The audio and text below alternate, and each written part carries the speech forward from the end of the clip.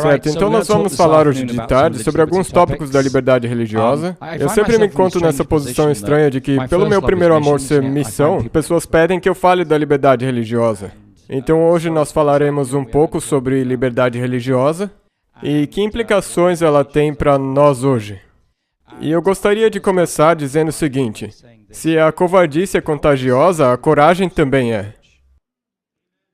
E eu gostaria de encorajar dizendo que se vocês se posicionarem firmemente por algo hoje, amanhã vai ser mais fácil se posicionar por uma outra coisa. E quando você decide que algo hoje é importante na sua vida e você se posiciona por isso, é interessante quão fácil isso se torna. A nossa maior barreira que nos contém são os nossos medos do que pode acontecer. Mas quando você decide se posicionar por algo, o segundo e o terceiro passo se tornam muito mais fáceis. Então a coragem é contagiosa, assim como a covardice é contagiosa. Então vamos abrir com uma palavra de oração e daí nós vamos continuar. Pai Celeste, nós agradecemos pelas Tuas bênçãos nesse sábado. Pedimos as Tuas bênçãos enquanto compartilhamos desses momentos aqui juntos. Pedimos pela guia do Teu Espírito, pela proteção dos Seus anjos ao redor dessa casa de oração. Oro para que as palavras que eu diga possam ser edificantes para Teu povo e Te glorificar. Que o Teu Santo Espírito fale a mim e através de mim. Em nome de Jesus, amém. Certo, nós vamos dar uma olhada... deixa eu só ligar essa coisa aqui. Certo. É muita coisa para a gente ver, não é mesmo? Geralmente nós pregadores, nós gostamos de ter 3 pontos, 1, 2, 3, mas vamos fingir que é 1, 2, 3 e depois 1, 2, 3 de novo. Só para vocês poderem fazer uma contagem regressiva à medida com que nós passamos por esses tópicos. Eu conheci a minha esposa no Azerbaijão em 1996. Ela era uma estudante, eu trabalhava para a ADRA, e eu via ela uma vez por mês quando eu vinha para a capital para reuniões administrativas. E viver no Azerbaijão foi a minha primeira experiência de viver sob vigilância 24 horas por dia, 7 dias por semana. Porque eu estava morando numa região autônoma entre o Irã, a Turquia e a Armênia, chamada de Nakhchivan Autonomический Oblast. Isso é a região autônoma de Nakhchivan. E ali estava eu com 2 outros ocidentais, eles eram latino-americanos, atualmente eles moram perto da Southern. Nós éramos os únicos 3 ocidentais naquela região, e a KGB ainda era forte. Vocês conhecem a KGB? A Polícia Secreta Soviética? Ela ainda existe hoje, simplesmente mudaram o nome para FSB, Serviço Federal de Segurança. E na época eu percebi que eu vivia sob vigilância 24 horas por dia. Então eles liam meus e-mails, grampeavam meu telefone, tinham escutas na minha casa, o meu motorista era da KGB, meu tradutor era da KGB. E foi uma sensação estranha de morar na Inglaterra, onde nós não tínhamos a KGB, para um lugar onde tudo que você diz ou faz é monitorado pela polícia. Certo? Tudo. Então eu percebi que eu poderia usar esse fator em meu benefício ou me deixar sufocar por isso. Então eu comecei a enviar para minha mãe toda noite um capítulo do Grande Conflito. Por e-mail, porque eu sabia que eles liam e traduziam os meus e-mails. Então já que vocês querem traduzir os meus e-mails, deixa eu arranjar algo para vocês lerem. Então meu tradutor, que era da KGB, então o que eu fazia era, eu pregava um mini sermão para o meu motorista sentado no banco de trás do carro, enquanto me dirigia para algum lugar, por exemplo, uma clínica, e eu conversava com o meu motorista e sabia que o tradutor tinha que traduzir tudo, e ele então tinha que ouvir a mensagem e o meu motorista também. Mas, sabe, às vezes teve momentos que foram assustadores. Teve um cara que me enviou umas cartas com veneno. Na União Soviética, se você quisesse se livrar de alguém, você escrevia uma carta para a KGB e dizia, sabe, essa pessoa desrespeitou o governo desse ou desse jeito, e a KGB simplesmente sumia com você. Você simplesmente desaparecia, você deixava de existir. E a sua esposa nunca iria saber para onde você foi, você simplesmente sumia da sociedade. E você nunca mais reaparecia, e mesmo que você passasse os 10 anos como Vrag Naroda, ou seja, inimigo do Estado, cumprindo a sua pena na Sibéria, sob o governo de Stalin, quando você era liberto, você não podia morar muito longe da prisão. Você ficava amarrado àquela região para o resto da sua vida, nunca podia voltar. E, sabe, muitas esposas viviam nisso de, onde está meu marido? E se elas contassem para os vizinhos que o marido foi preso como inimigo do Estado, elas seriam renegadas socialmente. Então elas viviam o resto da vida nesse estado de tortura. Será que eu vou ver meu marido algum dia de novo? Provavelmente não. Mas eu nunca posso admitir que ele sumiu por causa desse motivo. Então a vigilância da KGB, nós rimos e fazemos piadas sobre isso, mas como um ocidental eu tinha proteção. E os adventistas do Azerbaijão não tinham essa proteção de um passaporte ocidental.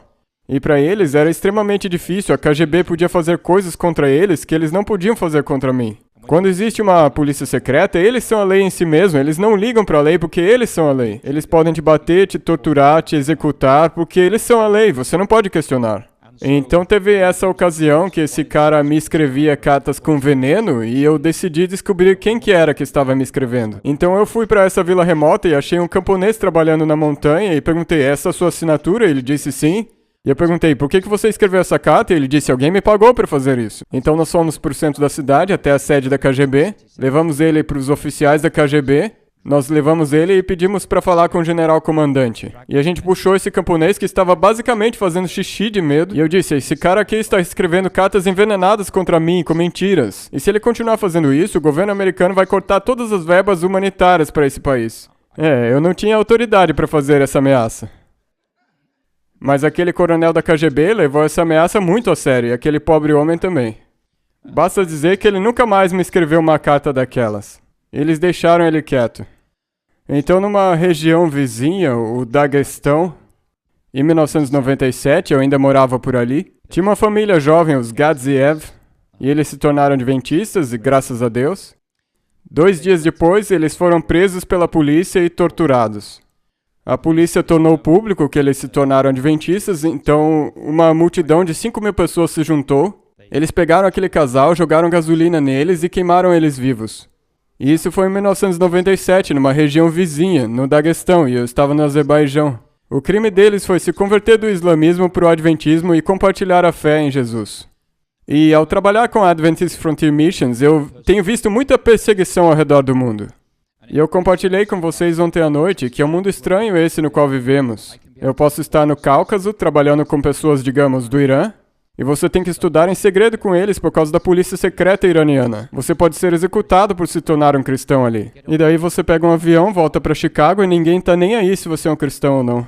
Então, devido ao meu trabalho, eu vou para outras partes do mundo, onde tudo tem que ser feito escondido e as pessoas que se tornaram cristãs fizeram isso sob risco de morte. E daí você volta para os Estados Unidos, onde ninguém tá nem aí. São 2 mundos diferentes. Então a mensagem que eu tiro disso é que mais e mais ao redor do mundo, intolerância e ódio religioso têm crescido. O nacionalismo e a identidade religiosa têm se fundido mais e mais a cada dia. Então, se você for grego, você é ortodoxo. Se você for ortodoxo, você é grego. Se você for um grego ortodoxo que se torna um adventista, até certo ponto você não perde só a sua identidade religiosa, mas você perde a sua identidade nacional. Então, o nacionalismo religioso tem acontecido em muitas partes do mundo. E isso torna muito difícil que as pessoas aceitem o evangelho. Porque eles não só têm que mudar de religião, mas eles basicamente se tornam apátridas. Eles também perdem a sua identidade nacional. Então, existem muitas pressões hoje em dia para que as pessoas não aceitem o evangelho. Parte dessa pressão é muito explícita e parte dessa pressão é muito física. E, na verdade, é bem assustador. Sabe, eu converso com a minha esposa sobre isso e ela foi criada na União Soviética. Ela fez uma observação sobre isso. Ela disse, quando eu me juntei à igreja no começo dos anos 90, quando o comunismo caiu, ela visitou uma série evangelística e se tornou uma adventista, era só uma adolescente. Ela disse que haviam pessoas na igreja que, através da União Soviética, se recusaram a enviar seus filhos para a escola no sábado. E por se recusarem a enviar seus filhos para a escola no sábado, eles causaram problemas para a igreja adventista oficial na União Soviética. E a KGB foi dura com os líderes da igreja e disseram, por que vocês não podem enviar seus filhos para a escola no sábado? E essas pessoas foram vistas como os desprezíveis, mas quando a União Soviética caiu, do dia para a noite elas passaram a ser vistas como os heróis da fé da União Soviética. Então o que mudou? As decisões deles não mudaram. O que mudou foi que a sociedade ao redor deles mudou. Sabe, a minha esposa disse para mim, nós conversamos sobre essas apresentações que eu faço sobre o Covid. Ela diz, Conrad, não importa o que a sociedade no geral pensa de você. Você tem que fazer o que você acredita ser certo. Um dia você é o renegado, no próximo dia você é um herói. E não importa, você não tem controle sobre como as pessoas reagem a isso. Você somente tem controle sobre se você está vivendo a vida que Deus te mandou. Então eu gostaria de encorajar vocês e dizer que quanto mais nós sofremos perseguição, que está cada vez mais acontecendo no Ocidente, com a revolução crítica, a revolução sexual tomando lugar, nós vamos enfrentar no Ocidente mais decisões críticas no nível pessoal e individual. Assim como nós enfrentamos escolhas difíceis com o Covid, também enfrentaremos escolhas difíceis sobre como vamos trabalhar, sobre o que nós aceitaremos nas escolas públicas ou privadas, setor público ou privado, ou qualquer que seja o caso. Então, por que a liberdade religiosa é a nossa primeira liberdade? Você pode nos perguntar, por que essa é a primeira e mais importante das liberdades? Bem, quando Deus criou Adão no Jardim do Éden, antes dele criar Eva, somente o maior mandamento poderia ser aplicado. Amarás o Senhor teu Deus de todo o teu coração, toda a tua alma e todo o teu pensamento. E o segundo mandamento, amarás o teu próximo como a ti mesmo, não poderia se aplicar até que a Eva fosse criada, não é mesmo? Portanto, a sua responsabilidade primordial, a sua maior responsabilidade como ser criado é para com o Criador. Esse não foi o primeiro mandamento que foi escrito na história da salvação da Bíblia, mas foi o primeiro mandamento de todos que poderia existir, porque é a expressão da relação entre a criatura e o Criador. E é somente a partir da criação da Eva que esse segundo mandamento entra em vigor. Ama o teu próximo como a ti mesmo. Então aqui está o primeiro mandamento. E isso consagra que a sua relação com Deus, o seu Criador, é o relacionamento mais importante que você tem na sua vida. E o segundo, depois disso, e isso também se aplica a todos nós aqui hoje, o primeiro relacionamento, o primeiro mandamento é esse daqui. Então, em Deuteronômio 30, verso 19, Moisés diz para os israelitas perto de Canaã, ele reconhece que Deus nos deu o dom da escolha, o livre-arbítrio. E Moisés diz, os céus e a terra tomo hoje por testemunhas contra vós de que tenho proposto a vida e a morte, a bênção e a maldição. Escolhe, pois, a vida para que vivas, tu e a tua descendência. E isso é porque Deus é amor, e o amor não pode forçar, não existe coerção no reino de Deus, por definição. Se existisse, não seria amor, não tem como haver um sistema de livre-arbítrio com coerção. Então, quando Moisés está prestes a morrer no final do livro de Deuteronômio, sob a inspiração do Espírito Santo, ele diz, escolham a vida. Então, todos nós temos essa responsabilidade de escolher a vida, escolher honrar e adorar o nosso Criador, de acordo com a nossa consciência. Então, portanto, a liberdade religiosa é uma dádiva de Deus. Ela é inerente ao próprio dom da existência racional. E Deus não deu a ninguém a autoridade de como decidir sobre como outra pessoa responde a Deus. E isso é uma coisa importante, especialmente atualmente na Igreja Adventista. Ninguém pode determinar como o Espírito Santo fala a você, nem mesmo o presidente da Conferência Geral. E essa coisa simples aqui aparentemente é um ponto de contenda hoje em dia. Mas eu vou defender esse ponto até o resto da minha vida. Eu não posso determinar como o Espírito Santo tocará o seu coração. É simples assim, ninguém pode. Então Deus não deu a ninguém a autoridade de determinar como uma outra pessoa responde a Deus. E portanto, qualquer coisa feita a Deus que não for feita de coração, na verdade não foi dada a Deus, porque Deus é amor e coerção simplesmente não podem andar juntos. Mas algo aconteceu de errado com a liberdade religiosa. E nós podemos fazer aqui uma pequena viagem pela história. Os imperadores romanos do tempo de Jesus, eles entenderam que a religião afeta a sociedade. Portanto, é o papel do governo regulamentar a religião para que ela beneficie a sociedade como um todo. E que se o governo não regulamentasse a religião poderia despedaçar a sociedade. Então os imperadores romanos entenderam que para manter o Império Romano unido, que era um império extremamente diverso, envolvendo a África, a Ásia e a Europa, para juntar todos esses povos tinha que haver algo vinculando eles. E uma das coisas que eles escolheram para isso foi o culto a Roma, ou a adoração ao imperador. Agora, os cristãos, que eram uma minoria, começaram a defender a liberdade religiosa. E a primeira pessoa que nós sabemos que usou o termo liberdade religiosa foi esse cara aqui, o Tertuliano de Cartago, no norte da África, que existiu alguns séculos antes de Agostinho, do mesmo lugar, onde hoje é a Tunísia. Esse Tertuliano usou a frase libertas religiones em alguns dos seus escritos. E pelos cristãos serem uma minoria naquela época, eles começaram a defender a liberdade religiosa. E o interessante é que no Império Romano, quando os cristãos se tornaram a maioria, eles começaram a perseguir as outras minorias, ou seja, inverteu. Então, mesmo que os cristãos estivessem defendendo a liberdade religiosa na época de Tertuliano, quando o cristianismo se tornou a fé dominante do Império Romano, os cristãos não estavam muito inclinados a conceder liberdade religiosa para as outras minorias que sobraram no Império Romano. E daí tem o Constantino, o chamado fundador do Império Romano Cristão, e aí está ele numa das suas batalhas mais famosas. Sob este sinal conquistarás, é o sinal da cruz. E ele emitiu o Édito de Milão no ano 313, que concedeu a liberdade religiosa a todo mundo no Império Romano. Mas daí, seguindo a isso, no ano de 321, ele fez a primeira legislação do domingo. E ele tornou o domingo o dia oficial de descanso no Império Romano. Então a liberdade religiosa começa a se desintegrar com Constantino e suas primeiras leis dominicais. E a próxima pessoa que realmente afetou a liberdade religiosa foi esse cara aqui, Agostinho de Hipona. Agora, esse Agostinho... Alguém leu aqui o livro que ele escreveu, Confissões de São Agostinho? É? Ok, é a história da conversão dele. É uma história poderosa, em inglês foi publicado no inglês arcaico, mas eu acho que foi escrito em latim. Mas é uma história incrível. Ele foi um bêbado, um mulherengo, a mãe dele orava por ele. E ele estava em Roma e basicamente ele era um baladeiro. Ele era o rei da festa. E num dia de manhã ele estava deitado naquele torpor, bêbado, e ele sabia que a mãe dele estava orando por ele. E ao estar deitado ali naquele torpor, bêbado, num jardim em Roma, não sei onde foi, ele ouviu uma voz falando com ele.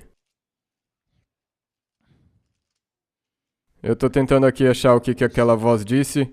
A voz disse: "A noite é passada e o dia é chegado. Rejeitemos, pois, as obras das trevas e vistamo-nos das armas da luz. Andemos honestamente como de dia, não em glutonarias, nem em bebedeiras, nem em desonestidades, nem em dissoluções, nem em contendas e inveja. Mas revesti-vos do Senhor Jesus Cristo, não tenhais cuidado da carne em suas concupiscências." Romanos 13. Foi isso que ele ouviu a voz dizer e ele reconheceu que Deus estava falando a ele, porque ele viu que isso era do livro de Romanos. E naquele momento ele entregou a vida a Jesus Cristo. Foi uma história incrível de conversão. Mas ele tinha umas ideias muito estranhas, e uma delas era a parábola do banquete em Lucas 14. O mestre envia seus servos para convidarem as pessoas para virem àquela festa. Mas as pessoas não quiseram vir. E daí ele envia as pessoas de novo e diz: "Vocês não querem vir na festa?" E as pessoas ainda assim não quiseram. E a palavra usada ali no grego é anankazon, que pode ser interpretado ou como persuadir ou como obrigar.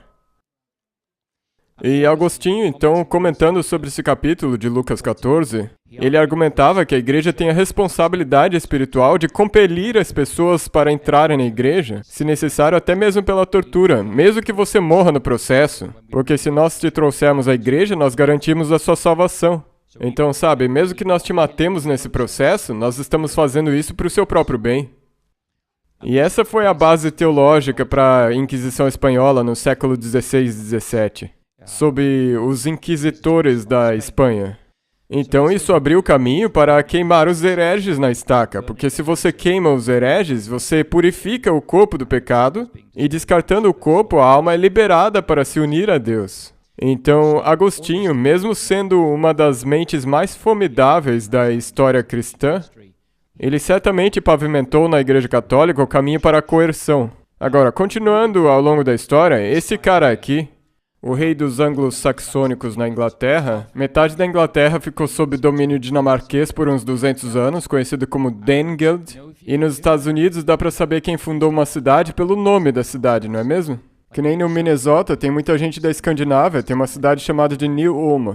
E Ulm é uma cidade na Alemanha. E assim dá pra saber quem fundou essas cidades. E na costa oriental da Inglaterra, a palavra dinamarquesa para município é by. Tem uma cidade chamada de Grimsby. A cidade de Grimm, como os contos folclóricos de Grimm, dos vikings, certo?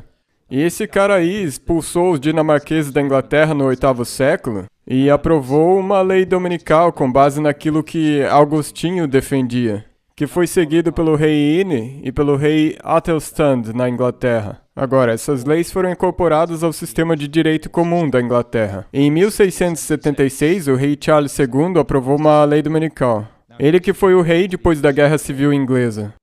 E a Guerra Civil Inglesa foi entre o Charles I e o Oliver Cromwell. Ele era protestante, mas o Charles I tinha inclinações católicas. E quando essa guerra acabou, o povo da Inglaterra não queria mais guerras religiosas. Então o Charles II subiu ao trono e ele era basicamente o Mauricinho. Mas ele perseguia os dissidentes da igreja anglicana. E ele aprovou uma lei dominical, proibindo o que ele chamava de trabalho comum no domingo. E crucial para nós aqui nos Estados Unidos é que essa lei foi aplicada às colônias americanas por quase 100 anos, até a época da Guerra de Independência. E hoje na história elas são conhecidas como as Leis Azuis, as Blue Laws. Vocês conhecem elas? Elas vieram desse cara aqui. Então, antes da Revolução Americana, as colônias operavam essas leis dominicais no nível do Estado somente. Mas somente em Rhode Island que existia a separação da igreja e o Estado, com um cara chamado Roger Williams. Vocês conhecem ele? Ok? Vocês deveriam conhecer a história dele, foi uma história incrível. Ele era amigo dos índios americanos, ele escreveu um livro, ele aprendeu a língua deles, escreveu sobre a história e cultura deles das tribos do noroeste de Massachusetts, e o PDF desse livro dá pra achar de graça na internet. Mas o Roger Williams defendia que Deus fala diretamente a cada pessoa através da consciência dela, e vocês concordariam com ele.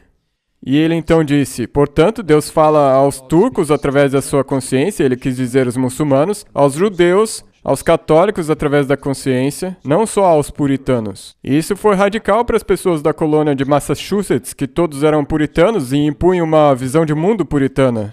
Roger Williams disse que se Deus fala igualmente aos muçulmanos, judeus, católicos e aos protestantes, e se Deus os convenceu daquelas crenças, isso significa que nós precisamos de tolerância na sociedade. Então, o conceito de tolerância como um valor americano básico não vem do mundo secular. Ah, você tem que tolerar a minha orientação sexual. E sim, vem dos escritos de Roger Williams, que disse, porque Deus convenceu a você e a mim de maneira diferente sobre o mesmo tema, eu tenho que oferecer a tolerância e tenho que ser tolerado, porque talvez nós ambos estejamos certos de acordo com as nossas circunstâncias. Então, tolerância, como originalmente concebida na América, é uma virtude protestante e não secular. Mas nos últimos 50 anos, com a revolução sexual, se tornou uma virtude secular. E agora, a tolerância significa tolerar todo mundo que discorda com o tolerante. Meio que a definição se inverteu em cima de si mesma. Então, depois da Revolução, a primeira emenda foi aprovada na Constituição americana. O Congresso não deverá fazer qualquer lei a respeito de um estabelecimento de religião ou proibir o seu livre exercício. E essa frase aí, que é o que realmente garante a liberdade de consciência nos Estados Unidos, é a liberdade de adorar a Deus ou a liberdade de não adorar a Deus. Mas isso não é um direito absoluto. E as cortes já diversas vezes mantiveram que a primeira ementa não é absoluta. Eu vou dar um exemplo. E no caso da igreja Peyote, se eu não me engano lá em New Mexico, que usavam substâncias proibidas para atingir estados alterados de consciência, foi um caso famoso. Mas a Suprema Corte manteve que, por exemplo, o sacrifício infantil não pode ser praticado em nome da religião nos Estados Unidos. Vocês concordam com isso, né? Eu pelo menos espero que sim. Então, essa lei, essa ementa aqui, ela não é absoluta. Você não pode simplesmente matar o seu filho ou sacrificar a sua família no altar e dizer que isso é a sua religião. Então, não é um direito absoluto. Mas eles não podem ser contra. Você ainda é livre para praticar o que a maioria das pessoas considera como comportamento racional. Existem alguns padrões jurídicos que a Suprema Corte coloca nisso, mas não é um direito absoluto. O Congresso proibiu o livre exercício absoluto da primeira ementa da Constituição. Mas isso aqui vem dos escritos de Roger Williams. Mas tanto no nível federal como estadual, houveram diversas tentativas, desde a Declaração de Independência, de impor leis dominicais nos cidadãos dos Estados Unidos. E nós tivemos o que foi conhecido como perseguição pelas leis azuis aqui no Sul, que afetou especialmente lugares como Tennessee. De 1870 até 1895, os adventistas enfrentaram problemas reais. Multas, foram presos com grilhões, obrigados a trabalhar em grupos de trabalho forçado no sábado. Tudo em nome dessas Blue Laws, as leis azuis que foram aprovadas aqui no Tennessee e em alguns outros estados. Essas leis azuis são uma relíquia da era colonial. E o interessante é que muitas dessas leis azuis ainda estão na legislação. Elas não foram revogadas. E sabe, nós temos o mesmo tipo de coisa na Inglaterra, onde você pode comprar alguns produtos, mas outros produtos não pode comprar no domingo. Se você pode comprar uma coisa, por que não pode comprar a outra? Se você pode comprar sementes, por que não pode comprar uma foice ou uma pá, por exemplo? O importante para nós hoje é que essas leis azuis nunca foram totalmente revogadas. E para que nós tenhamos problemas, basta que um juiz diga, a partir de agora nós vamos segui-las. E na Grã-Bretanha, nós ainda temos a legislação elizabetana, que exige que as pessoas vão à igreja no domingo. Nós também temos leis aprovadas pelo Edward I, II e III que exigem que homens, depois da igreja no domingo, pratiquem o arco e flecha. Era assim que a Inglaterra mantinha o exército, era obrigado a praticar arco e flecha. Por isso que a gente sempre ganhava dos franceses na Guerra dos 100 Anos, porque todos os homens tinham que praticar arco e flecha.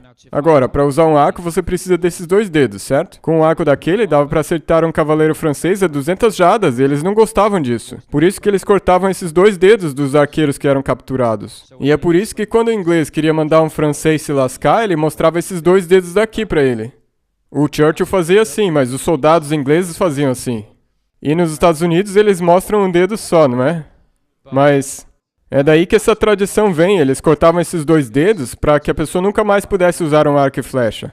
De qualquer forma, os Estados Unidos assinou um tratado com Trípoli em 1796. Lembram das batalhas com os muçulmanos escravagistas da costa em 1796? E nesse tratado, o Congresso afirmou que os Estados Unidos não era uma nação cristã.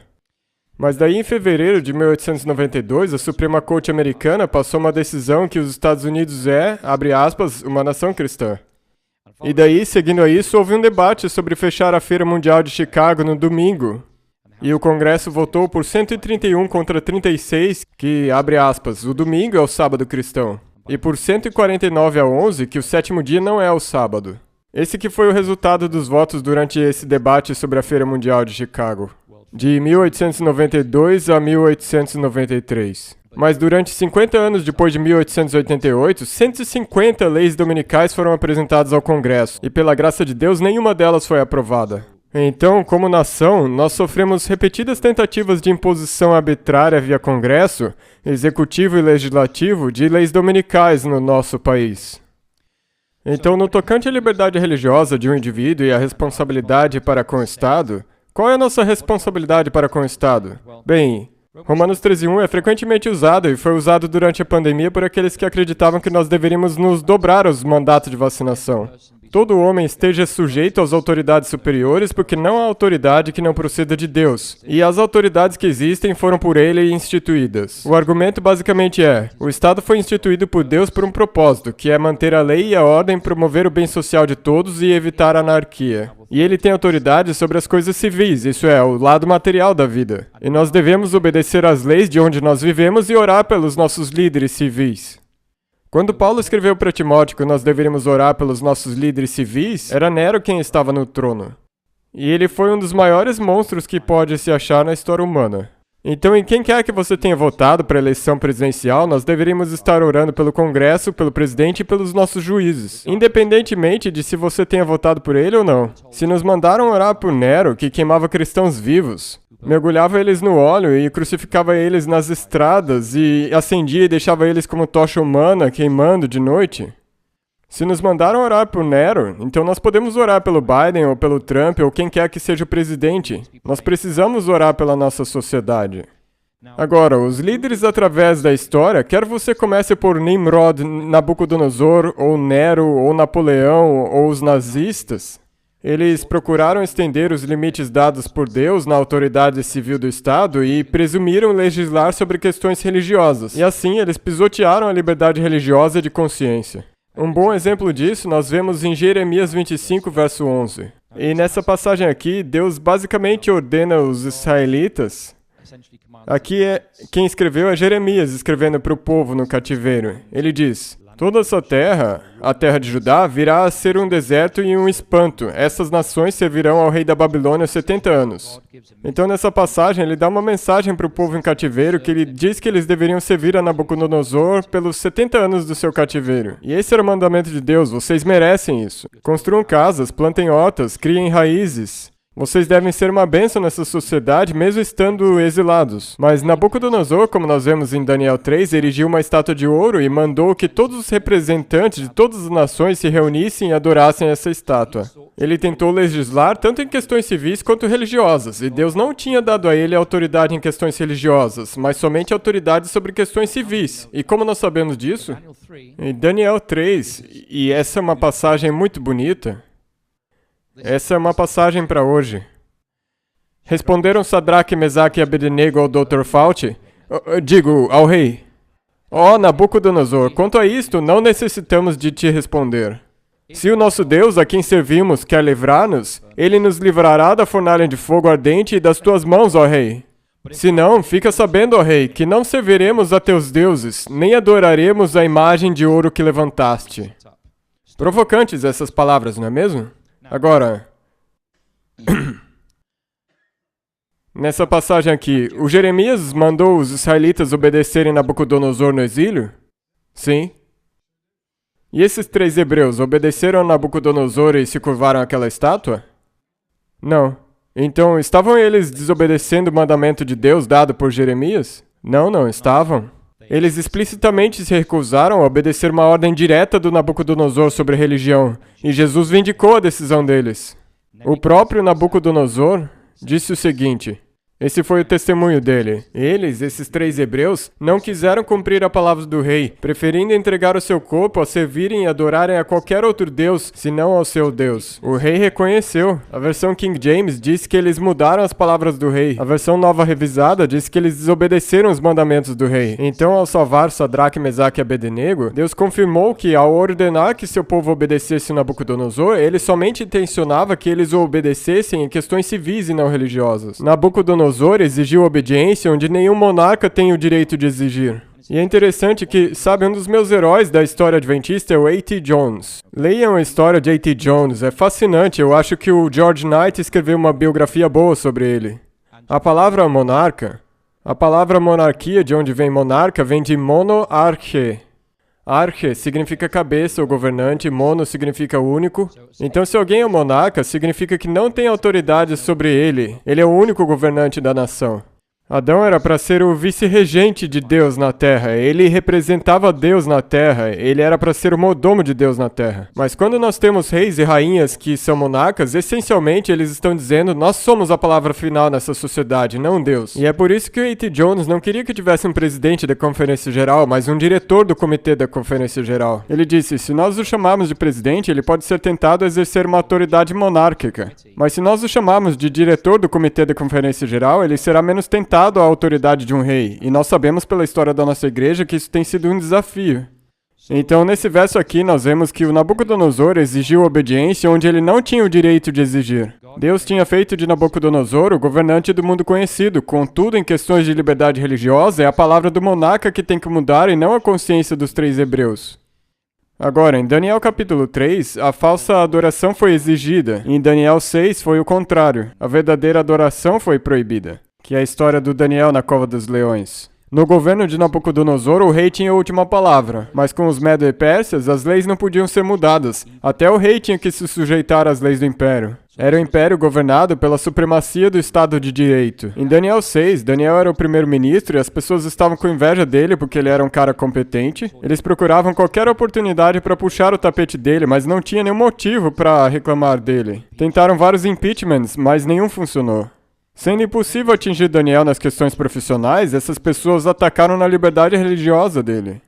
Então os governantes e sátrapas foram ao rei e disseram: ó rei Dario, viva para sempre. Todos os presidentes do reino, os prefeitos e sátrapas, conselheiros e governadores concordaram em que o rei estabeleça um decreto e faça firme o interdito que todo homem que, por espaço de 30 dias, fizer qualquer petição senão a ti, seja lançado à cova dos leões. Agora, pois, ó rei, sancione o interdito e assine a escritura, para que não seja mudada, segundo a lei dos medos e dos persas, que não se pode revogar. E por que isso era necessário? Eles não estavam só atacando a Daniel. E nós cremos pela história que quando Ciro estava cercando a Babilônia, o rei da Babilônia tinha juntado todos os ídolos de redor do Império Babilônico. Eles estavam reunidos na Babilônia. E quando Ciro conquistou, ele decidiu enviar esses ídolos de volta aos seus países. Então, durante o transporte desses ídolos, a quem as pessoas orariam? Os ídolos estavam em trânsito, então eles disseram: vamos orar somente para o rei por 30 dias. Pelo menos até esses ídolos voltarem aos seus países para as pessoas poderem adorá-los. Mas nesse caso aqui, eles também estão atacando a liberdade religiosa de Daniel. E a genialidade desse ataque à liberdade religiosa de Daniel foi os governantes alegarem que não era uma questão de religião, mas guardar a lei civil. Aceitar que Daniel violasse publicamente a lei civil seria dar boas-vindas à anarquia da nação e o colapso social, porque todo mundo poderia ignorar a lei que quisesse, especialmente porque Daniel era um primeiro-ministro e era um exemplo. Então Daniel deveria ser lançado aos leões. E nós vimos isso durante a pandemia. Eu não sei como pareceu para vocês durante a pandemia, mas para mim pareceu que foi especificamente direcionado ao cristianismo. Por exemplo, teve aquele caso infame no Nevada. Las Vegas fica no Nevada, não é mesmo? Ah, ok, então minha geografia não tá tão ruim assim. Então, eles fecharam todas as igrejas. Mas podia continuar aberto se fosse um cassino. Porque o Covid não transmite em cassinos, mas ele é transmitido numa igreja. Então, eles fecharam as igrejas, mas uma dessas igrejas alugou uma sala num cassino. Um grupo de cristãos empreendedores. Eles alugaram um salão e receberam uma multa do governo, e o cassino também recebeu por ter alugado para eles. Se eles tivessem alugado para jogatina, então tudo bem. Mas como foi para adoração, então o Covid poderia se espalhar nesses casos. Então, o quê? A liberdade religiosa foi ameaçada. Então, o efeito do Covid na nossa nação foi que igrejas foram fechadas, igrejas foram divididas, você não podia se reunir. Teve até um caso no Missão de pessoas se reunindo num daqueles cinemas de estacionamento. Lembram desse caso? Eles estavam no estacionamento, dentro dos carros, com os vidros levantados, e a polícia veio e disse, seus direitos foram revogados, vão para casa ou vocês vão ser presos. E o prefeito local fez isso, suspendeu os direitos constitucionais deles da primeira ementa. Eles estavam dentro do carro, não tinha como transmitir a doença. Eles simplesmente estavam ali, eu acho que num culto. A igreja alugou esse cinema de estacionamento para esse evento. Então Daniel deveria ser jogado aos leões. E quando Daniel foi retirado, ele disse para o rei o seguinte, ó rei, vive eternamente. O meu Deus enviou o seu anjo e fechou a boca aos leões para que não me fizessem dano, porque foi achada em mim inocência diante dele. Também contra ti, ó rei, não cometi delito algum. Agora, Daniel não quebrou a lei do Império Medo-Persa? Sim, ele quebrou, existia uma lei, você não pode orar para ninguém exceto ao rei. Daniel quebrou uma lei civil que estava se intrometendo em questões religiosas. Mas Daniel disse ao rei, contra ti não cometi delito algum. E a lição que nós tiramos disso é a seguinte. Quando nós obedecemos a Deus e como consequência quebramos uma lei que infringe na consciência, nós na verdade não estamos causando nenhum dano à sociedade que aprovou essa lei, mas sim agindo como um sal conservante nessa sociedade. Nenhum governo pode nunca incorporar cláusulas em suas leis com relação à religião e daí alegar a supremacia da lei para aplicar intolerância religiosa. Portanto, qualquer lei que toca a religião é inválida, porque é a lei de Deus e não as leis da terra que são imutáveis. Então aqui, quando Daniel disse, contra ti, ó rei, não cometi delito algum, mesmo Daniel tendo quebrado a lei do país, sob a inspiração do Espírito Santo, ele disse que quando um cristão quebra uma lei imoral que infringe na sua jornada com Deus, ele não está causando nenhum mal à sociedade. Na verdade, eles estão sendo uma bênção para a sociedade. Isso faz sentido? Nós não fizemos nada de errado. Ok, vamos falar de liberdade religiosa no tocante à união de igreja e Estado. Agora, geralmente a igreja depende do poder da persuasão do Espírito Santo para trazer pessoas para o reino de Deus. Vocês concordam comigo? Nós estamos aqui hoje não por uma conveniência social, mas por uma convicção. A convicção do Espírito Santo. Agora, contanto que o Espírito Santo esteja presente, a igreja não precisa de poder, não vai procurar por outro poder. Quando o Espírito Santo está presente. Agora, se pergunte, se o Espírito Santo deixasse de existir, quanto tempo demoraria para a sua igreja perceber isso? Quanto tempo demoraria? Os programas continuariam como sempre, o louvor continuaria como sempre, você teria aquele impulso emocional da música e tudo mais. Quanto tempo demoraria para a igreja perceber? Será que eles perceberiam que se o Espírito Santo deixasse de existir? Então, eu sei que não é possível o Espírito Santo deixar de existir, mas é interessante nós fazermos essas perguntas a nós mesmos. O ponto é o seguinte. Sim, quando o Espírito Santo não está mais presente para trazer conversão e convicção, e quando a igreja estagna, sempre existe a tentação de que a igreja não procure o poder do Espírito Santo, mas o poder do Estado, para impor os desejos da igreja. Então, quando o Espírito Santo não está presente, a tentação é usar o poder do Estado. E essa tem sido a nossa tendência histórica como cristandade desde lá do tempo de Constantino. Agora, em João 19, de 12 a 16... aqui nós temos a história de Pilatos e os judeus trazendo Jesus diante de Pilatos e tentando crucificá-lo, e a multidão dizendo, não temos rei senão César. Quando eles disseram, não temos rei senão César, Isaías disse, muitos reis nos governaram, Senhor, mas somente tu és nosso rei. Mas quando o sumo sacerdote disse, nós não temos rei senão César, eles naquele momento abandonaram as esperanças messiânicas da nação. Então, nisso aqui, nessa história da crucifixão de Jesus, os líderes religiosos judeus procuraram usar o Estado para matar o Messias que se encontrava entre eles.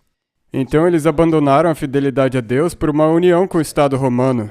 E assim, o maior crime já cometido foi causado pela união da Igreja e do Estado. Onde quer que a Igreja e o Estado tenham se unido, não resulta em nada a não ser em maldição para a humanidade. É por isso que nós, adventistas, trabalhamos pela liberdade religiosa ao redor do mundo. Nós aqui nos Estados Unidos defendemos a liberdade religiosa dos muçulmanos, defendemos a liberdade dos hindus, budistas, confucionistas, taoístas, porque precisa haver uma separação entre a Igreja e o Estado, ok? Nós não só defendemos os direitos dos adventistas. A liberdade religiosa se aplica a todos. É por isso que temos que defender a todos, mesmo que nós tentemos convertê-los, mesmo assim nós defendemos a liberdade religiosa deles.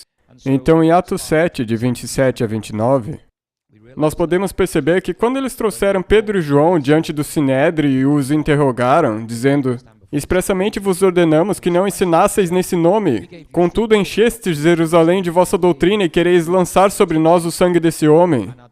E então os apóstolos responderam que deveriam obedecer a quem?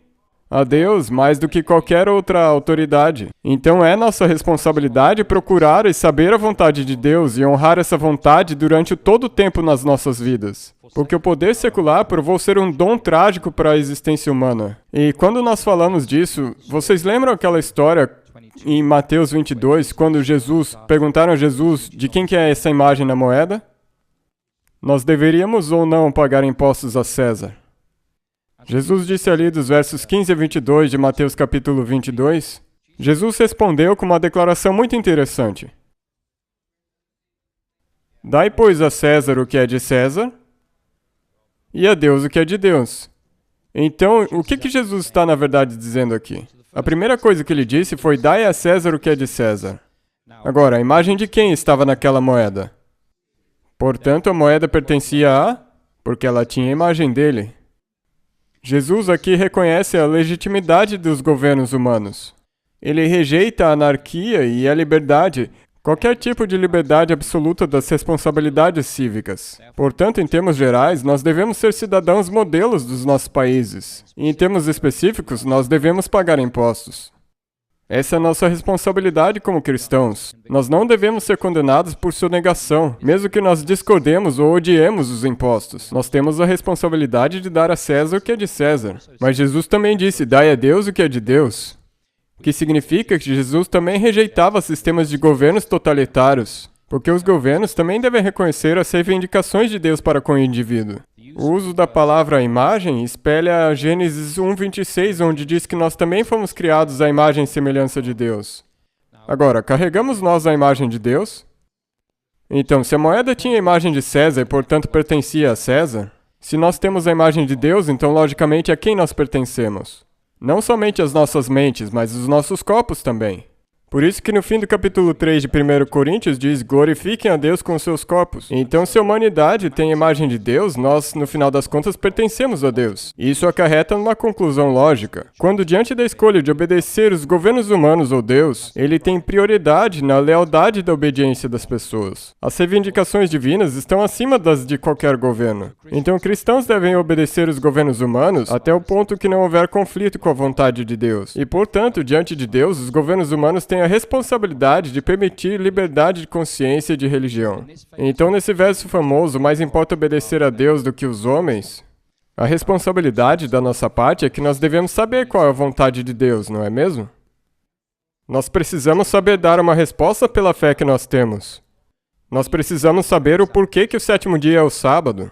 Nós precisamos saber, se nos perguntarem, por que o casamento é entre um homem e uma mulher biológica. Nós precisamos saber o que é um homem e o que é uma mulher a partir das Escrituras. Nós não podemos simplesmente dizer é nisso que eu acredito sem saber o porquê nós acreditamos naquilo. Nós podemos já ter clarificado há 500, 600 anos o porquê de acreditar no que acreditamos. Mas se você hoje não sabe a razão, você vai ser fácil de derrubar. Porque você não faz ideia do nível da argumentação que vai vir na sua direção. Deixa eu dar um exemplo. Nós cremos que tipos e tipologias são um jeito protestante de interpretação. E se você for a uma catedral católica, você pode ver coisas lá que você dirá: opa, isso é interessante. Deixa eu tentar achar aqui. Quando o rei Davi morreu, eu estou tentando achar aqui, 1 Reis. Quando o rei Davi morreu, como que era o nome do filho dele, que assumiu o trono? Salomão. Então Salomão, filho de Davi. Certo? Quem que tinha o trono à destra de Salomão no reino dele? Batseba. Então Batseba foi até Salomão em 1 Reis 2 para falar a ele sobre Adonias. O rei se levantou a encontrar-se com ela e se inclinou diante dela. Então se assentou no seu trono e mandou pôr uma cadeira para sua mãe e ela se assentou à sua direita. Então, se o filho original de Davi sentou a mãe dele à sua destra no trono, Jesus também não é o filho de Davi? Portanto, ele assenta a mãe num trono à sua direita, no céu, Maria. Isso é tipologia, um princípio de interpretação protestante, agora sendo usado por católicos. Mas eu nunca tinha pensado nisso. Se a mãe original do filho de Davi sentou num trono à sua direita, talvez a Virgem Maria sente à direita do trono do verdadeiro Filho de Deus, o filho de Davi, ok? Então, o ponto que eu quero transmitir é que argumentos serão feitos que você nunca ouviu antes. E é importante quando nós dizemos que mais importa obedecer de novo, até que você entenda o que ela diz, o porquê nós acreditamos no que acreditamos. Isso então significa que nós temos que ser o povo do livro, estudar a palavra de Deus.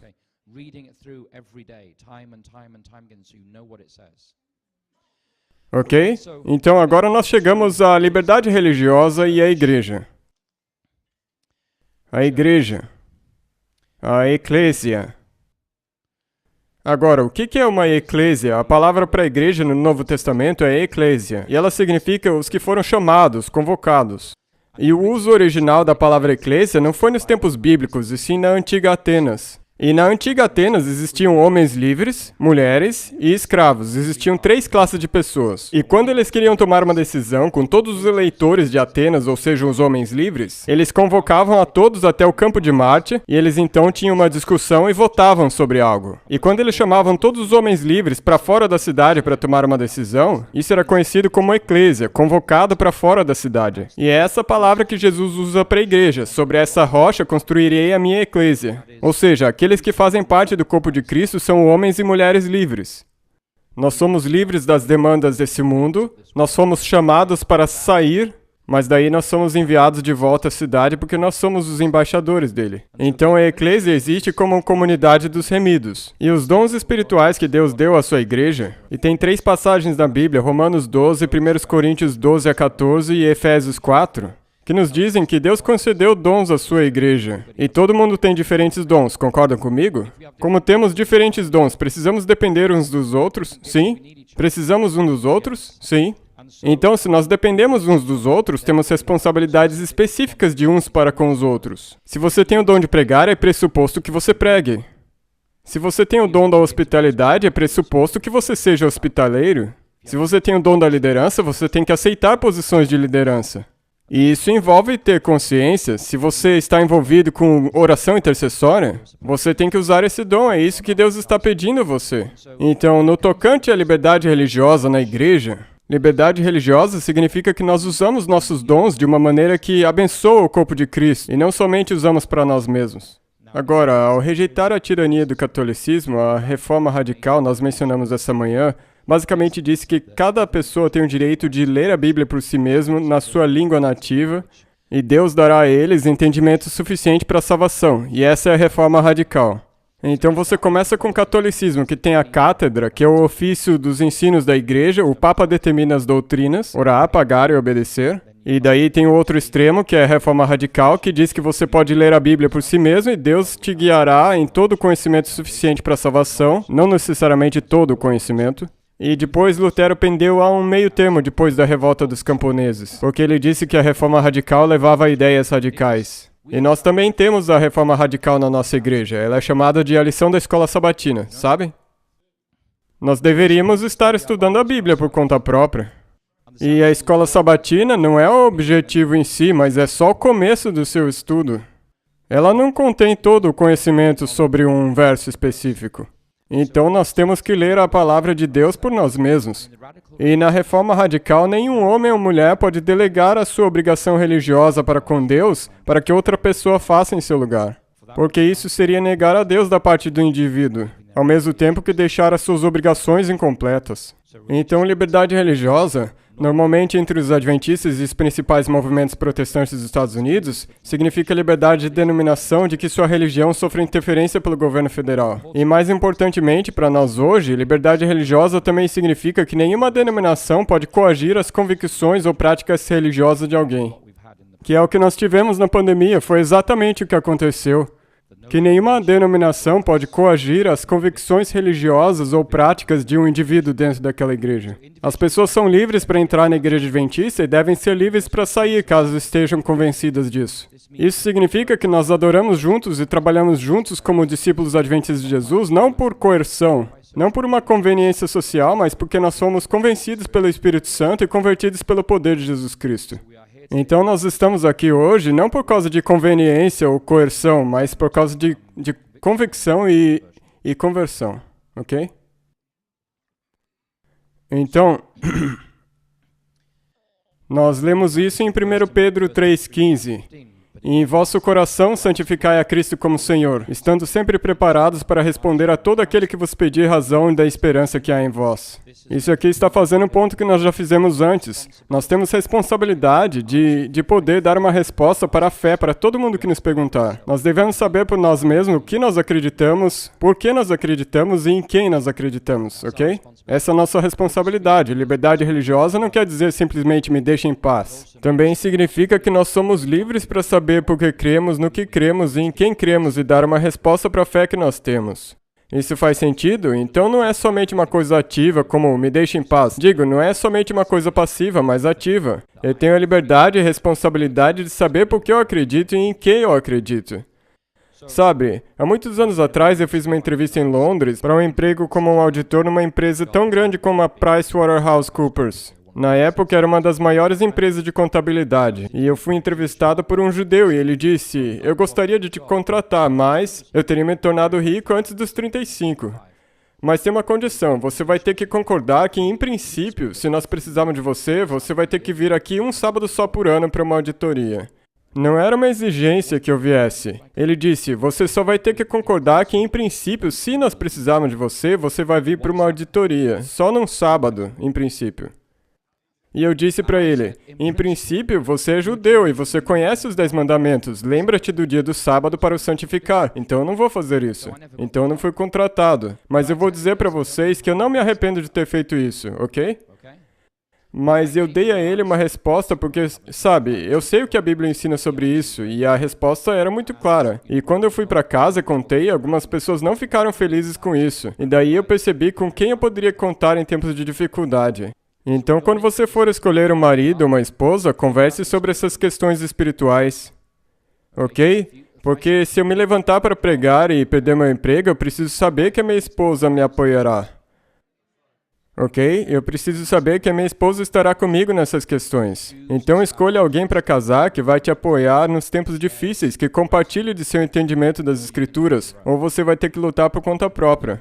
Não só o governo pode te expulsar da sua casa, você pode perder a sua casa por causa da sua esposa também. Então, quando você for escolher um cônjuge, tenha certeza de que será uma família unida espiritualmente. Que tanto ele como ela estejam prontos para sofrer perseguição e perda pelo que vocês acreditam. E, frequentemente, é somente quando vocês passam por momentos difíceis que você realmente percebe o que a outra pessoa acredita. Então, quando você tem uma decisão difícil para tomar e a pessoa mais próxima de você não te apoia nela, isso é um sinal de alerta. Tipo, para que ter um compromisso com essa pessoa se eu sei que ela não vai me apoiar? Ok? Pense bem sobre isso. Também pode ser que Deus te permite passar por um teste na sua fé, não para te testar, mas para revelar a verdadeira face dos que estão ao seu redor. Então agora nós chegamos a responsabilidades em termos de liberdade religiosa e a primeira delas, de 3, é viver pelo perdido. Todos nós, a maioria de nós aqui hoje, somos cidadãos dos Estados Unidos. Eu sou um imigrante, mas eu passei pelo processo, me tornei um cidadão. Então nós apoiamos a liberdade religiosa como cidadãos americanos porque nós juramos defender a Constituição dos Estados Unidos. Pelo menos foi assim quando me tornei um cidadão. Nós juramos defender a primeira ementa e a Declaração de Direitos. E ao fazer isso, nós defendemos o que provavelmente existe de melhor na civilização humana, os direitos de consciência e a dignidade inerente de cada ser humano, tendo sido criado à imagem de Deus em qualquer lugar lugar do mundo. Eu venho da Inglaterra e nós sofremos com orgulho. Mas eu digo sinceramente a vocês que, embora os Estados Unidos nem sempre tenha vivido de acordo com a sua promessa, o que está escrito na Constituição e Declaração de Direitos não tem igual no mundo. E nós sempre devemos tentar preservar esses princípios na nossa nação. Mas como membros da raça humana, nós também apoiamos a Declaração de Direitos da ONU, que no artigo 18 diz, e eu cito, toda pessoa tem o direito à liberdade de pensamento, de consciência e religião. Esse direito implica a liberdade de mudar de religião ou de convicção. Fim da citação. Então, como cidadãos americanos, nossa liberdade religiosa está consagrada na Declaração de Direitos, e como membros da raça humana, ela está consagrada na Declaração de Direitos Humanos da ONU. Agora, esse artigo número 18 é frequentemente pisoteado ao redor do mundo. Muitos governos concordam como se fosse uma lista de requisitos, mas muitos países não apoiam a liberdade de religião. Mas na nossa igreja, a Associação Internacional de Liberdade Religiosa luta pela liberdade religiosa e de consciência ao redor do mundo. E eu encorajo a vocês, se vocês gostam desses temas, se junte à IRLA, a Associação Internacional de Liberdade Religiosa, através da revista Liberty, feita pela divisão norte-americana. Você pode pagar por volta de uns $30 por ano e receber essa revista da liberdade religiosa, e às vezes você lê e quase tem um treco, às vezes você lê e acha, tá normal. Mas se você for um membro da IRLA, você pode ir para a conferência nacional deles. A conferência nacional acontece uma vez por ano em Washington, e você estará no auditório com líderes religiosos do mundo inteiro. E ouvir discussões incríveis sobre o estado da liberdade religiosa em muitas partes do mundo. É uma ótima maneira de se educar sobre tendências que estão acontecendo ao redor do mundo. E você pode estar lado a lado com essas pessoas tendo essas discussões, é muito interessante. Mas como adventistas, nós também apoiamos a liberdade religiosa porque é um dom inerente de Deus a todo homem, mulher e criança. E eu creio que nenhum homem tem o direito de limitar o dom de Deus a outro. E ela é absolutamente necessária se quisermos ser fiéis à nossa missão profética de fazer discípulos em todas as nações. Liberdade religiosa significa você ter acesso ao campo para lançar a semente. Liberdade de consciência significa a liberdade daquela semente germinar, das pessoas entregarem suas vidas para Jesus Cristo. Quando nós trabalhamos como missionários entre os não alcançados, nós precisamos de liberdade religiosa para ter acesso ao campo, para plantar a palavra de Deus. E quando a semente é plantada, precisa ter liberdade de consciência naquele país para que as pessoas possam entregar as suas vidas a Jesus. Então, de uma perspectiva missionária, a liberdade religiosa é absolutamente crítica. Metade dos nossos missionários trabalham em países de acesso fechado, onde você não pode ser missionário. E qualquer missionário é expulso do país. Então nós temos vários outros jeitos de trabalhar nesses países para evitar que eles sejam expulsos do país. Esse é um problema que tem crescido ao redor do mundo hoje. Então a liberdade religiosa é necessária para lançar a semente e ceifar a colheita. Mas também em Provérbios capítulo 30, verso 8, Salomão disse, afasta de mim a falsidade e a mentira. Não me des nem a pobreza nem a riqueza. Dá-me o pão que me for necessário. Nós não somos chamados a sermos uma igreja confortável de classe média, assumindo que porque nos vai bem aqui hoje, então todo mundo está bem também. Quantas crianças nos Estados Unidos vão para a cama com fome? É uma parcela considerável das crianças. Quantas crianças abaixo da fronteira sul são colocadas no negócio do tráfico? Um número muito grande. E o que isso te diz sobre a sociedade americana? Que parte da sociedade é completamente podre, porque estão abusando dessas crianças contrabandeadas pela fronteira. Nós não podemos pregar a liberdade religiosa, mas ficar em silêncio sobre igrejas segregadas ou comunidades marginalizadas. Não podemos pregar a liberdade religiosa, mas nos calar enquanto há crianças com fome entre nós. Não podemos pregar a liberdade religiosa enquanto ficamos em silêncio sobre vítimas de abuso sentadas nos bancos da igreja. Não podemos pregar a liberdade religiosa enquanto ficamos em silêncio sobre as mães solteiras das nossas igrejas que estão lutando para sobreviver. Ok? Liberdade religiosa significa que nós temos responsabilidade para com os nossos irmãos e irmãs de ser as mãos e pés de Jesus para aqueles aos nossos redor, não somente dizer me deixe em paz. Liberdade religiosa significa vou ser a presença de Jesus na sua vida. Ok? Então significa que nessa congregação você tem que estar procurando por pessoas na sua igreja que estão sofrendo, que não podem pagar o aluguel esse mês, que vão ter a eletricidade cortada, que as crianças não conseguem acompanhar a escola, estão com dificuldades para sobreviver com vale-refeição, aquela mãe solteira que confere o orçamento umas 3 vezes, e daí no caminho para casa o pneu fura e o orçamento para o mês inteiro dela já era. É assim que é às vezes. E a igreja que é interessada em liberdade religiosa precisa tomar cuidado dos feridos em seu meio. É assim que é, a liberdade religiosa não é somente me deixe em paz. É a minha responsabilidade de ser a presença de Deus na sua vida. Então eu gostaria de desafiar vocês hoje como congregação. Eu sei que alguns aqui são visita. Use a sua liberdade religiosa para ser uma bênção de Deus entre os pobres no seu meio. Eles podem não te contar que estão sofrendo, mas você pode perguntar discretamente e descobrir. E você pode doar discretamente de maneira que ninguém fique sabendo. Use a liberdade religiosa para ser uma bênção às pessoas ao seu redor. Não é só me deixe em paz. Liberdade religiosa significa viver pelo perdido. Em prática, no tocante à missão, talvez você pode se tornar um missionário. Você ainda tem a liberdade de fazer isso. Você pode ser um missionário doméstico aqui no Tennessee. Você pode fazer serviço de porta em porta. Você pode distribuir grande conflito e estar ativamente envolvido em ministério. Se você não usar a sua liberdade religiosa, um dia você vai perdê-la. E isso vale para todos os direitos, quer seja da primeira, segunda, terceira ou quarta emenda da Constituição. Se você não usa os seus direitos, você perde eles. E esses direitos só existem de geração a geração. Ok? Então você pode não concordar com todos os direitos, mas se nós não os usarmos, nós vamos perdê-los. Eles decaem, param de existir, a prática da sociedade muda. Então nossa primeira responsabilidade como cristãos no tocante à liberdade religiosa é viver pelas pessoas ao nosso redor. E usar a nossa liberdade para ser uma bênção para os outros. Segundamente, como a liberdade religiosa afeta como nós vivemos com os nossos irmãos e irmãs, não somente as pessoas necessitadas. Gálatas 5 fala de liberdade religiosa de uma maneira interessante.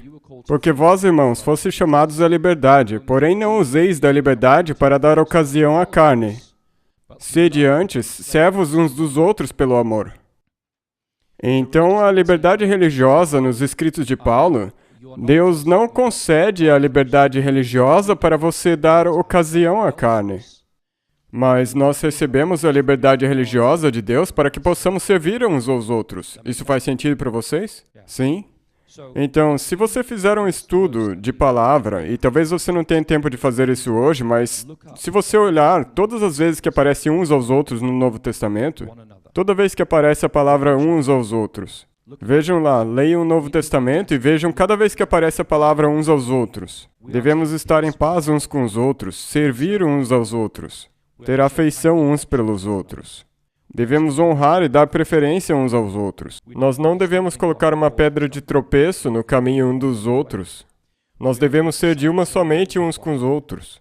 Não devemos ambicionar as coisas altas, mas acomodar-nos com os humildes. Devemos sujeitar-nos uns aos outros no temor de Deus. Devemos receber uns aos outros como Cristo também nos recebeu. Nós devemos carregar as cargas uns dos outros. Temos que ser benignos, misericordiosos e perdoando uns aos outros. Nós devemos falar uns aos outros em hinos e cânticos espirituais, cantando e salmodiando ao Senhor no vosso coração. Efésios 5:19. Nós devemos exortar uns aos outros diariamente. Hebreus 3:13. Não devemos mentir uns aos outros, devemos suportar uns aos outros e perdoar uns aos outros. Colossenses 3. Devemos edificar uns aos outros, comungar uns com os outros. Não devemos falar mal e nos queixar uns com os outros. Devemos amar com amor fraternal não fingido. Nós devemos consolar uns aos outros com a promessa da ressurreição. Vocês veem que esse tema sempre se repete, não é? Dê uma olhada no Novo Testamento toda vez que diz uns aos outros. E você vai se surpreender de que existem mais de 100 mandamentos sobre como se relacionar uns com os outros. Nós temos que ter compaixão uns com os outros, porque o amor cobrirá uma multidão de pecados. Contra essas coisas não há lei. Então o meu desafio para vocês é, baseado nesse verso aqui, uns aos outros. Talvez leia ao longo do Novo Testamento e escreva toda vez que aparece uns aos outros. E já no fim da semana você vai ter uma lista de mandamentos. E você vai se perguntar, como que eu vou levar minha vida cristã essa semana? E você começa a cumprir esses mandamentos. Esse é o lado prático do que significa colocar em prática a sua liberdade religiosa. Então, de novo, liberdade religiosa não quer dizer simplesmente me deixe em paz. Nós somos responsáveis, temos que usar a nossa liberdade para abençoar uns aos outros. Faz sentido? Ok? Então, por favor, leia o Novo Testamento. Escrevam toda vez que diz uns aos outros, tem mais de 100 desses mandamentos aí. Você vai se surpreender de como amar o seu irmão ou irmã está descrito nas Escrituras. E daí, finalmente, nós temos que viver com a nossa liberdade religiosa, não só diante da sociedade dos nossos irmãos e irmãs. Nós também temos a responsabilidade de viver a nossa liberdade religiosa diante de Deus. Então, na proclamação final das 3 mensagens angélicas, é pressuposto que quando todas as outras liberdades forem removidas, a liberdade de comprar, de vender, liberdade de se reunir, liberdade de expressão, liberdade de julgamento justo com um júri justo, Apocalipse 12 a 14 assume que ainda vai ter uma liberdade que vai permanecer a despeito das tentativas dos governos. E essa liberdade é responder em verdadeira adoração ao verdadeiro Deus. Essa liberdade vai continuar até o fim dos tempos. Não faria sentido pregar as 3 mensagens angélicas se as pessoas não tivessem a liberdade de responder a elas. Pode haver consequências, mas o livro de Apocalipse assume que, no final dos tempos, as pessoas ainda poderão amar a Deus e responder a Ele, a despeito de qualquer coisa que o governo faça contra elas. Então, liberdade religiosa hoje significa que nós somos livres ou para ignorar a Deus e nos entronizarmos no trono da nossa vida, ou nós podemos responder a Deus com arrependimento, amor e obediência e fé. E Jesus manteve esse princípio através do seu ministério. Jesus curava na base da fé e da necessidade, e nunca sob a condição de que os doentes se tornassem seus seguidores. Jesus chorou por Jerusalém, mas nunca coagiu a população de Jerusalém. Ele orava para que seus discípulos permanecessem fiéis, mas nunca obrigou a eles. Ele convidou o jovem rico a segui-lo, mas nunca obrigou ele a fazer isso. E o último apelo da Bíblia, em Apocalipse 22:17, e sabe, Apocalipse capítulo Gênesis 1, 2 e 3 contém liberdade de escolha, não como a da árvore do conhecimento do bem e do mal. E em Apocalipse 22, o fim da Bíblia termina com liberdade de consciência. O Espírito e a esposa dizem, vem, e quem ouve, diga. E quem ouve, diga, vem, e quem tem sede, venha, e quem quiser, tome de graça da água da vida. Isso não é uma bela promessa? Que mesmo no fim dos tempos, vai haver liberdade de consciência. Ainda vai ter liberdade de consciência, então talvez Jesus está falando a nós hoje. Sabe, como falava a igreja de Laodiceia, diz, eis que estou à porta e bato. E nessa igreja, Jesus estava dentro ou do lado de fora da igreja? Sim, ele estava do lado de fora, ele estava batendo tentando entrar na igreja. É assim que a igreja de Laodiceia é rica e com muitos bens, recebendo verbas federais, podemos dizer assim, e Jesus está do lado de fora da igreja de Laodiceia. Não é assim mesmo em Apocalipse capítulo 3? Ele está do lado de fora tentando entrar. E ele diz, se alguém ouvir a minha voz e abrir a porta, eu entrarei em sua casa e com ele cearei. Então em Apocalipse 3, Jesus nos pergunta, eu estou batendo a porta do seu coração, não somente a porta da sua igreja. E se você abrir a porta, eu entrarei na sua casa e vou comer com você e você comigo. Então, como nós hoje responderemos a isso?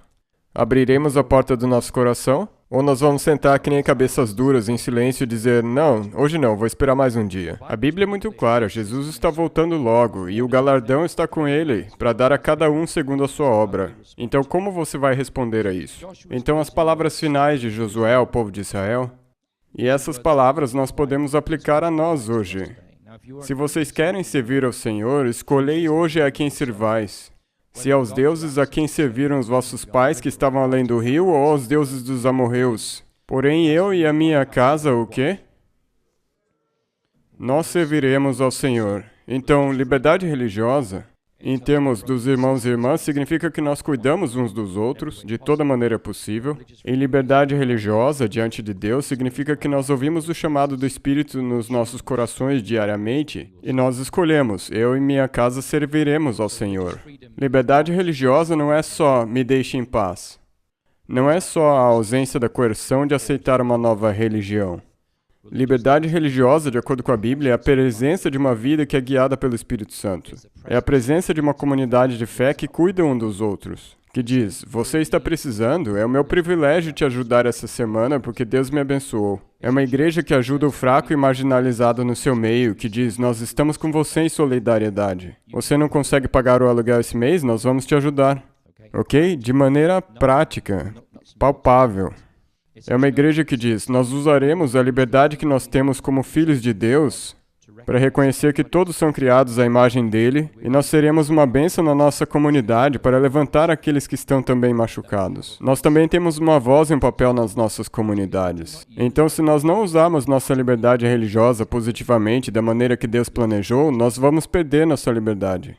Então meu desafio é, usem a sua liberdade religiosa para que seja uma bênção na sua comunidade, para apoiar uns aos outros dentro da igreja diante de Deus, e para escolher numa base diária que nós vamos servir a Deus e mais ninguém.